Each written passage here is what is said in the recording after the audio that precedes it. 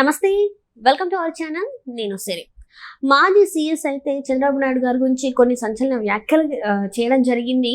అంటే ఏం చేశారు ఏంటి అంటే తన వ్యాఖ్యలలో ఒకవేళ చంద్రబాబు నాయుడు గారు రాజకీయాలకి రాకపోతే 3 ఒలింపిక్స్ గెలుచుకునేవారని కూడా చెప్పడం జరిగింది. అసలు ఎందుకు ఇలాంటి వ్యాఖ్యలు చేశారు ఏంటి అనేది మనకి వివరించడానికి మనతో పాటు ఉన్నారు Jai Bharat national party Vinukonda MLA contestant Chiranjeevi Nayak గారు. నమస్కారం సార్. నమస్తే. జై భారత్ అండి.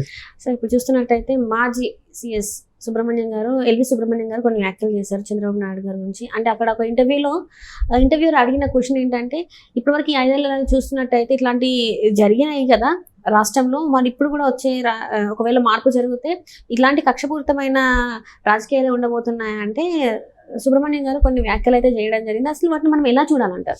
అంటే ఒకటే అండి, ఇప్పుడు ఆంధ్రప్రదేశ్లో 2019లో జగన్మోహన్ రెడ్డి ముఖ్యమంత్రి అయిన తర్వాత జరిగింది ఏంటంటే, so started reversing the policies. 2014-19 మధ్యలో జగన్మోహన్ రెడ్డి ఏవైతే పాలసీస్ చంద్రబాబు నాయుడు గారు పాలసీస్ తీసుకొచ్చారో ఆ పాలసీస్ అన్నింటినీ రివర్సింగ్ చేయడం మొదలుపెట్టాడు. ఆల్మోస్ట్ కొన్ని పాలసీస్ని అయితే సైడ్ లైన్ చేసేసారు. క్యాపిటల్ విషయాన్ని అయితే అమరావతిగా ఉండాల్సిన రాజధాని 3 రాజధానులు అనేసారు. తర్వాత మనకు ఏదైతే ప్రజావేదిక ఉంటే దాన్ని టోటల్గా కూల్చేసేసారు. ఈ ప్రాసెస్లో ఇప్పుడు పోలవరం మళ్ళీ రివర్స్ టెండరింగ్ పిలిచారు. ఇవన్నీ చూసిన తర్వాత జగన్మోహన్ రెడ్డి కక్షపూరితమైన పాలిటిక్స్ చేస్తున్నాడు అనే ఒక నెరేటివ్ని తీసుకొచ్చారు. ఆ నెరేటివ్ చాలామంది ఇంటలెక్చువల్స్ దాన్ని బలంగా విశ్వసించారు. కొంతవరకు ఆ విషయంలో జగన్ మీద ఎంత వ్యతిరేకత రావో అంత వ్యతిరేకత తీసుకొచ్చే ప్రయత్నం జరిగింది. సో ఈ ప్రాసెస్లో ఇప్పుడు మళ్ళీ గవర్నమెంట్ జగన్ వైసీపీ ఫామ్ చేస్తుందా లేకపోతే కూటమి అధికారంలోకి వస్తుందా? ఇన్ కేస్ కూటమి వస్తే జగన్ మీద ఏదైతే ఆయన చేసిన వెండేటా పాలిటిక్స్ ఏవైతే ఉన్నాయో ఆ కైండ్ ఆఫ్ వెండేటా పాలిటిక్స్ కూటమి పవర్లోకి వస్తే చంద్రబాబు నాయుడు ముఖ్యమంత్రి అయిన తర్వాత ఇలాంటి వెండేటా పాలిటిక్స్ చేస్తారా లేదా అనేది బయట ఒక స్పెక్యులేషన్ జరుగుతూ ఉంది. సో ఈ స్పెక్యులేషన్కి అసలు స్పేస్ అయితే ఎట్టి పరిస్థితుల్లో ఇవ్వకూడదు. ఇప్పుడు ఆంధ్రప్రదేశ్ విడిపోయిన తర్వాత ఈ రోజుకి క్యాపిటల్ లేని రాష్ట్రంగా ఉంది. ఫస్ట్ అండ్ ఫార్మోస్ట్ థింగ్ మనం ఫోకస్ రేపు June 2కి వచ్చేసరికి కామన్ క్యాపిటల్గా ఉన్న హైదరాబాద్ రేపటితో అయిపోతుంది మనకు. సో రేపు last date common capital Hyderabad అని చెప్పేదానికి లేదు. సో దానికి కామన్ క్యాపిటల్గా హైదరాబాద్ని మళ్ళీ పొడిగించాలంటే మళ్ళీ పార్లమెంట్ చేతిలో ఆ చట్టాన్ని మళ్ళీ అమెండ్మెంట్ తీసుకొచ్చి ఎక్స్టెండ్ చేయాల్సి ఉంటుంది. ఎక్స్టెండ్ చేయని పక్షంలో రేపు ప్రైమ్ మినిస్టర్కి ఏమైనా ఆంధ్రప్రదేశ్ విడిపోయింది హైదరాబాద్ కామన్ క్యాపిటల్గా ఉందని ఒక సోయి ప్రైమ్ మినిస్టర్కి ఉంటే రేపు ఆర్డినెన్స్ ప్రెసిడెంట్తో చెప్పి ఆర్డినెన్స్ ఇష్యూ చేయించాలి. స్పెషల్ పవర్స్ కింద అండర్ ఆర్టికల్ 123 కింద special president of India can issue ordinance by extending common capital to Hyderabad common క్యాపిటల్గా ఎక్స్టెండ్ చేసేదానికి ఆస్కారం ఉంది. అది చేస్తారా లేదా రేపు ఈవినింగ్ తెలియదు. జై భారత్ నేషనల్ పార్టీ నుంచి మా అధ్యక్షులు వారు అయితే ట్వీట్ చేశారు.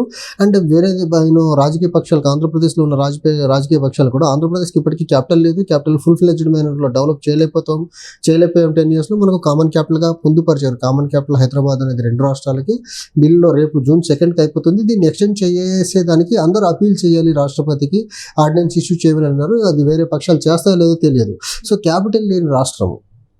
సో ఎవరు గెలిచినా focus should be on construction of capital city ఉండాలా, at the same time Polavaram project in టైంలో పూర్తి చేసేలా ఉండాలా, హెల్త్ అండ్ ఇన్ఫ్రాస్ట్రక్చర్ డెవలప్ చేసేలా ఉండాలా, health infrastructure and education infrastructure develop చేసేలా ఉండాలా. ఏదైతే ఆంధ్రప్రదేశ్ అభివృద్ధి పరంగా పర్టికులర్లీ ఇండస్ట్రియల్ బ్యాక్వర్డ్నెస్లో ఉందో దాన్ని రివైవ్ చేసి ఇండస్ట్రియల్ అడ్వాన్స్మెంట్గా స్టేట్ ముందుకెళ్ళాలనేది ఆలోచించాలా.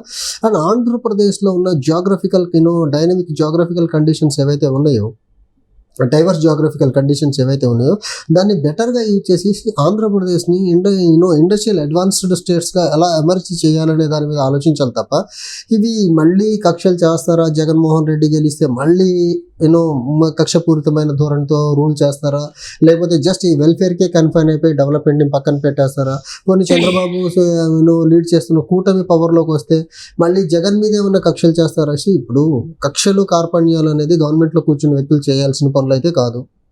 అలాంటిది కొంతవరకు జగన్మోహన్ రెడ్డి చేశాడా అంటే ఖచ్చితంగా దానివల్ల ఆంధ్రప్రదేశ్ రాష్ట్రం, ఆంధ్రప్రదేశ్ ప్రజలు ఇబ్బంది పడుతున్నారు దానివల్ల. సో ఏదన్నా వ్యక్తిగతంగా తగాదాలు ఉంటే చంద్రబాబు నాయుడు గారు జగన్మోహన్ రెడ్డి గారు బయట బ్యాటిల్ ఫీల్డ్లో కొట్టుకోండి, మీరు రాజకీయాలు వదిలేసేయండి.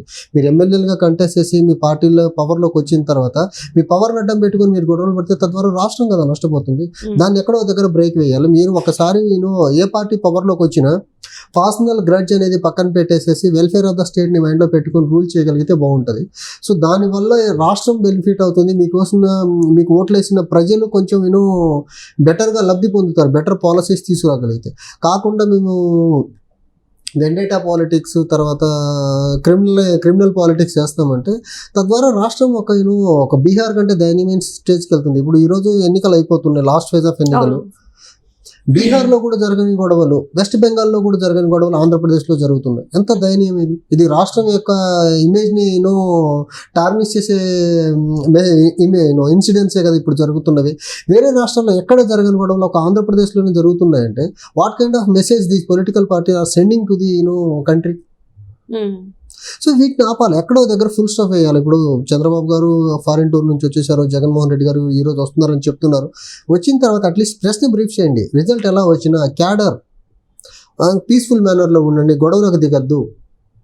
గొడవలు పడి రాష్ట్రం యొక్క ఇమేజ్ని ఇంకా ధైర్యమైన స్టేజ్కి తీసుకురావద్దు. రాష్ట్రం అంటే ఒక టెర్రర్ స్టేట్ అనే ఇమేజ్ తీసుకురాకుండా అట్లీస్ట్ ఎవరు గెలిచినా హంబుల్గా దాన్ని యాక్సెప్ట్ గెలిచిన వాళ్ళు హంబుల్గా తీసుకోండి, ఓడిపోయిన వాళ్ళు కూడా హంబుల్గానే తీసుకోండి.